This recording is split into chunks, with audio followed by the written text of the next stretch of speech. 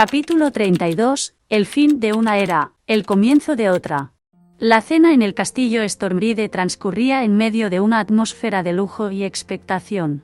La gran mesa estaba adornada con candelabros dorados y platos de porcelana fina, reflejando la riqueza y el poder de la familia que gobernaba el castillo. Lyanna se encontraba sentada en un extremo de la mesa, apartada de la familia principal, escuchando con atención la conversación que se daba en el lugar. Aunque estaba físicamente presente, su mente aún estaba en los textos que había descubierto y en la extraña visión de dolor que había experimentado antes. Su hermano adoptivo, Rogan, no estaba presente. Desde que se había casado con la princesa del oeste, vivía en el castillo de su esposa. Ahora, la familia esperaba una visita de cortesía de la princesa, quien se estimaba que llegaría en unos días. Este evento era un tema recurrente en las conversaciones de la cena, pero esta noche el coloquio tomó un giro diferente y llamó completamente la atención de Lyanna.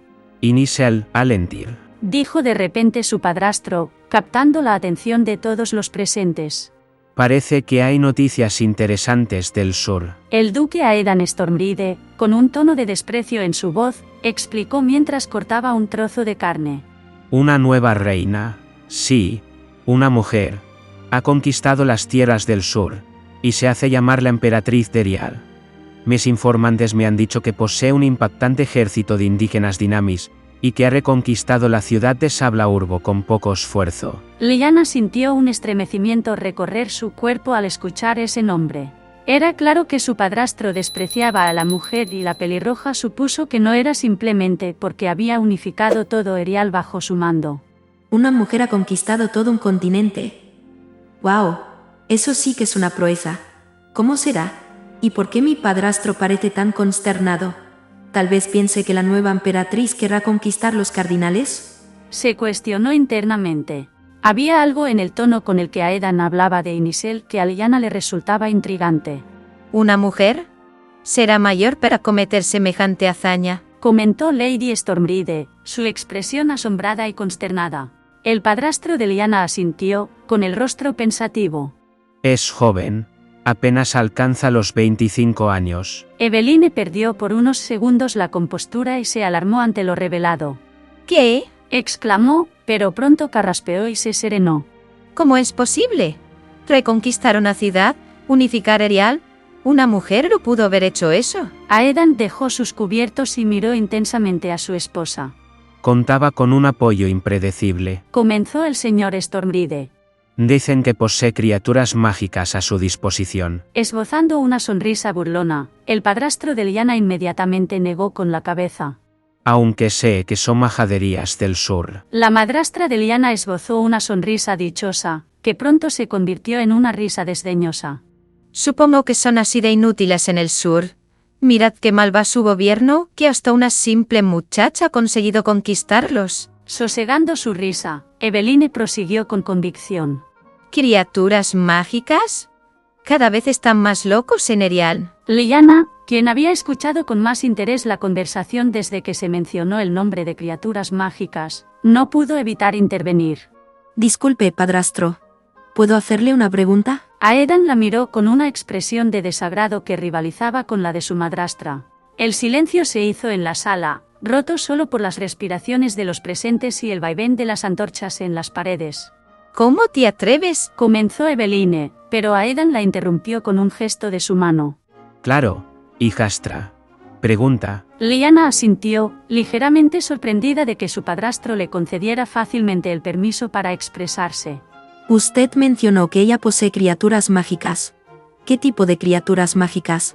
Si no es molestia, ¿podría describirme su aspecto? Pareciendo meditar su respuesta, Aedan finalmente habló después de unos segundos de silencio. Por lo que dicen los rumores, son seres que poseen talentos mágicos. Elementales, creo que los llaman. Vuelan, tienen cuerpos inmensos, pero no podría describir con más precisión su aspecto. Lyanna tragó saliva y asintió débilmente. La descripción, aunque breve, había alterado a la joven pelirroja. Lyanna recordaba perfectamente cómo en algunas pesadillas esas criaturas aparecían. Elementales. Vi majestuosas criaturas volando por los cielos de un desierto. sus imponentes alas batían con un vigor nunca antes visto, y sus cuerpos, recubiertos de escamas, mientras de su esencia emanaba un poder elemental, fuego y agua. Se dijo mentalmente.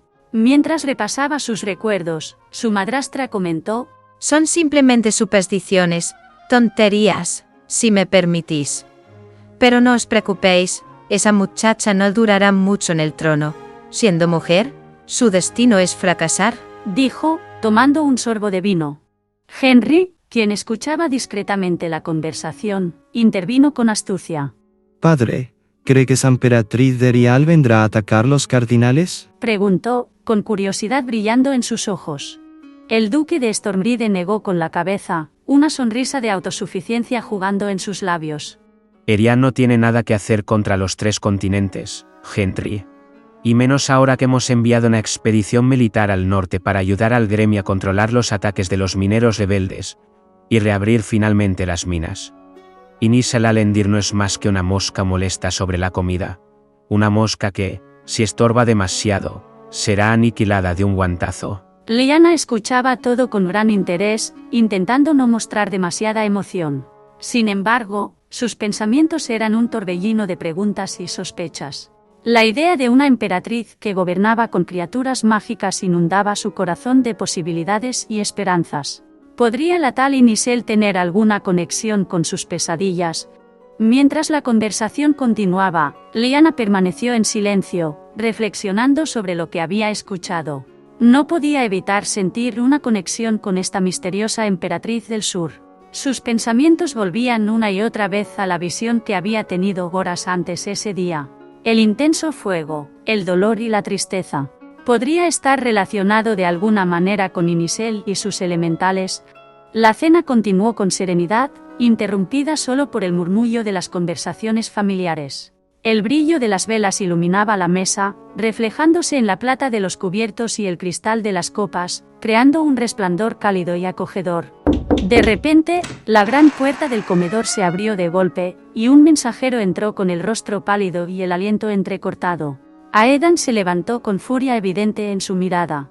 ¿Cómo te atreves a interrumpir nuestra cena de esta manera? Rugió, sus ojos lanzando dagas hacia el mensajero.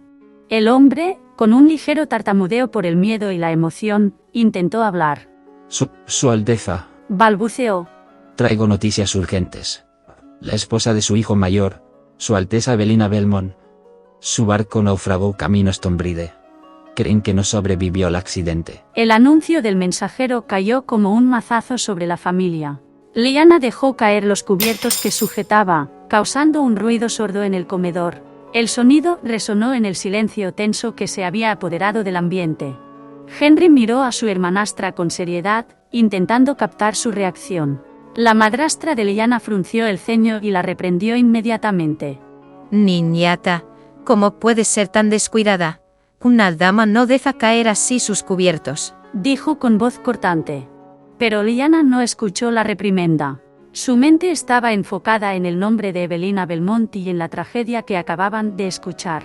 La muerte de Evelina no solo significaba una pérdida personal para ella, quien durante estos años había entablado una relación cordial con la princesa, sino también un golpe político y emocional para los cardinales. El duque, con el rostro endurecido por la noticia, manifestó: Debo partir inmediatamente hacia Lotoria para socorrer a Roban. No podemos permitir que la alianza con el oeste se tambalee por este accidente. La princesa puede haber fallecido, pero eso no es lo importante. Hay que asegurar la paz, anunció, su voz firme y autoritaria. El comedor quedó en silencio mientras todos asimilaban las palabras de Aedan. La gravedad de la situación era palpable, y la atmósfera de lujo y serenidad que había caracterizado la cena se desvaneció por completo. Lyanna observó a su padrastro con una mezcla de preocupación y un ligero desprecio. La forma en que Aedan habló de la princesa y el poco respeto que mostró hacia su presunta defunción dejó a Lyanna acongojada por la situación. En el continente del oeste, la luz del atardecer bañaba el puerto colosal de la majestuosa ciudad capital. Dentro del castillo, la reina Elara Belmont caminaba por los pasillos con un aire de serenidad y gracia, acompañada por su escolta y comandante de confianza, Alaric Drayton. Las paredes del castillo, adornadas con tapices que enriquecían las leyendas de Lotoria, parecían vibrar con los ecos de siglos de historia. La reina y Alaric conversaban en voz baja sobre los asuntos del reino cuando un mensajero irrumpió en el pasillo, su rostro pálido y su respiración entrecortada. Mi reina, Dijo el mensajero, casi sin aliento. la hemos estado buscando sin descanso. Tenemos noticias terribles. El barco de la princesa Belina ha naufragado. Se cree que no ha sobrevivido. El mundo de Elara se derrumbó en ese instante. Sintió como si el suelo desapareciera bajo sus pies y su cuerpo comenzó a descender hacia el mármol frío del suelo. Si no hubiera sido por la rápida intervención de Alaric, quien la sostuvo firmemente por la cintura, habría caído. El grito desgarrador de una doncella resonó por el pasillo, sacando a Elara de su trance de dolor momentáneo. La reina y sus acompañantes se pusieron inmediatamente en alerta. El sonido provenía de las habitaciones del rey. Elara, impulsada por una mezcla de terror y desesperación, corrió junto a su escolta hacia la habitación de su esposo, Alistair Belmont. Lo que encontraron allí fue un escenario atroz. El rey colgaba del techo, una cuerda gruesa atada alrededor de su cuello, sus pies flotando en el aire de manera grotesca. La imagen era surrealista, un choque brutal contra la realidad. La reina Elara, esta vez sí, cayó al suelo, sin que Alaric pudiera sostenerla. Las lágrimas inundaron los ojos de la monarca. El comandante Alaric se inclinó junto a ella, intentando ofrecer algún consuelo en medio de la tragedia. Mi reina, no sabe cuánto lo lamento. Permítame ayudarla a levantarse. Elara, con la voz quebrada por el llanto, respondió: No lloro por la pérdida de mi marido, Alaric. Lloro por mi querida hija, Evelina, y las repercusiones que el suicidio del rey traerá sobre nuestro reino. Alistair siempre fue débil. Yo... Alaric asintió solemnemente, comprendiendo la magnitud de las palabras de la reina. La muerte del rey no solo era una tragedia personal, sino un desastre político que podría desestabilizar todo Lotoria.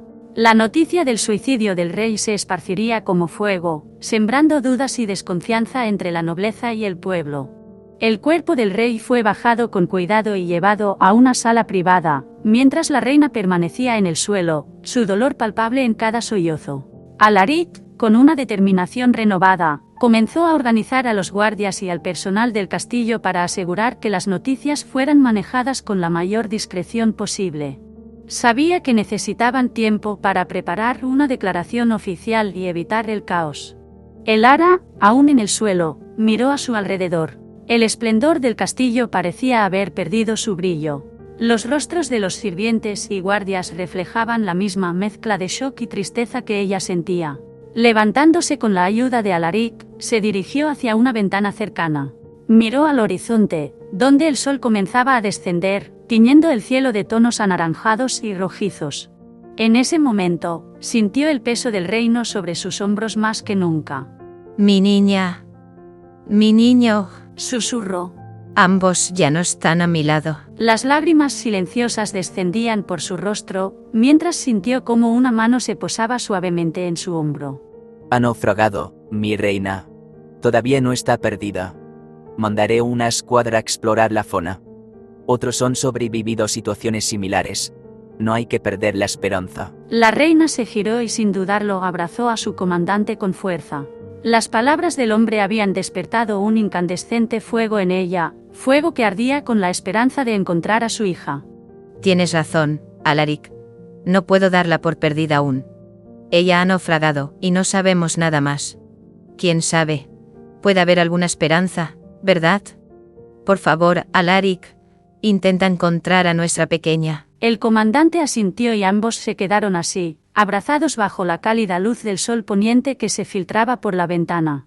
En los fríos páramos del norte, donde las temperaturas empezaban a descender a niveles mortales y el viento aullaba como un alma en pena, un grupo de figuras avanzaba con determinación. En una de las montañas más empinadas y heladas, sus trajes de nieve se mezclaban con el entorno, camuflándolos casi a la perfección. Sin embargo, las mujeres del grupo destacaban de manera inquietante, sus rostros pintados con sombras oscuras y colores rojizos, marcándolas como practicantes de artes oscuras, posiblemente brujas. Avanzaron con paso firme hacia una cueva escondida entre los riscos. Las estalactitas colgaban amenazantes del techo y el aire era denso y húmedo, cargado de una antigua magia que hacía estremecer la piel.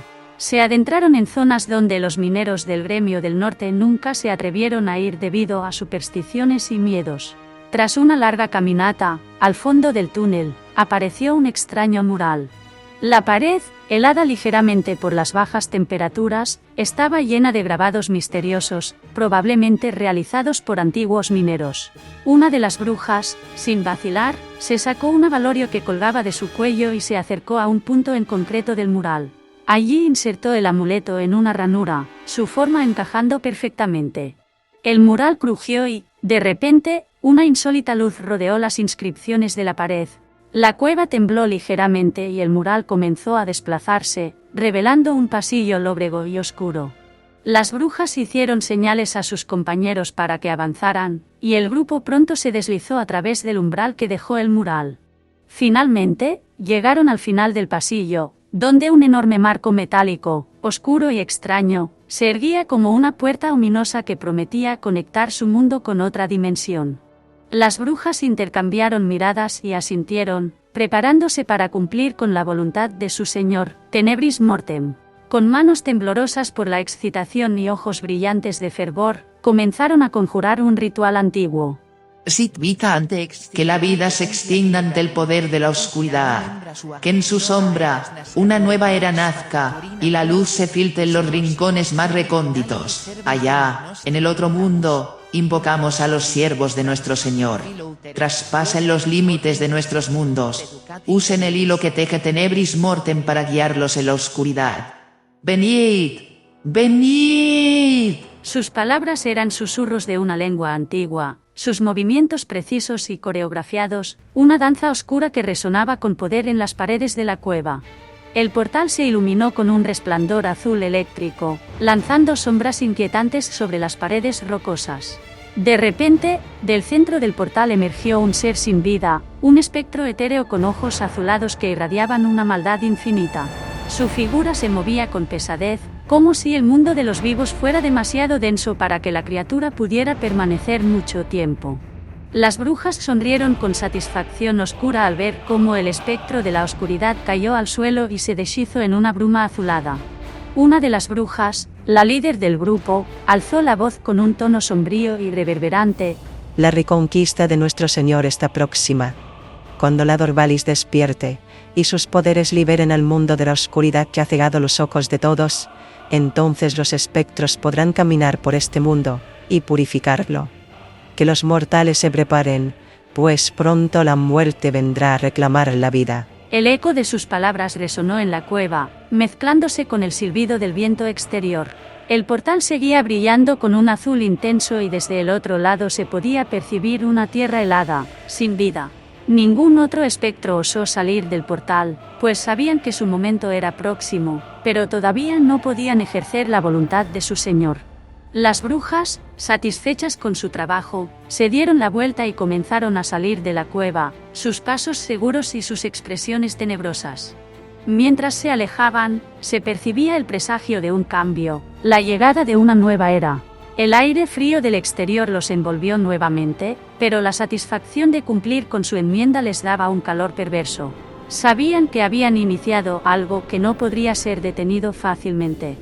Uno de los encapuchados le preguntó a la bruja al salir de la cueva. Los espectros no pueden aún vagar por este mundo, ¿verdad? La bruja asintió con malicia e informó. Aún es pronto para eso. Primero su comandante, la primera espectro, debe despertar. Pero pronto, si los planes de nuestro Señor avanzan sin problemas, el despertar de su líder se completará, y los espectros comenzarán a consumir la vida. El grupo se detuvo momentáneamente cerca de un saliente elevado y observaron más allá de las montañas. Y ahora que los ejércitos de los cardinales han llegado al norte, y planean asentarse por muchos años, los espectros tendrán un sinfín de presas a su disposición. Una risa se escapó de los labios de la bruja y prontamente sus acompañantes formaron sonrisas siniestras. El grupo descendió la montaña, sus figuras desapareciendo en la nieve y la oscuridad, dejando atrás el portal como una herida abierta en la realidad. La magia oscura había sido desatada y, con cada paso que daban, la certeza de que habían cambiado el destino del mundo se afirmaba más en sus corazones fríos y llenos de odio. La marcha de los espectros pronto comenzaría, y con ella, la sombra de la muerte se extendería inexorablemente sobre la tierra.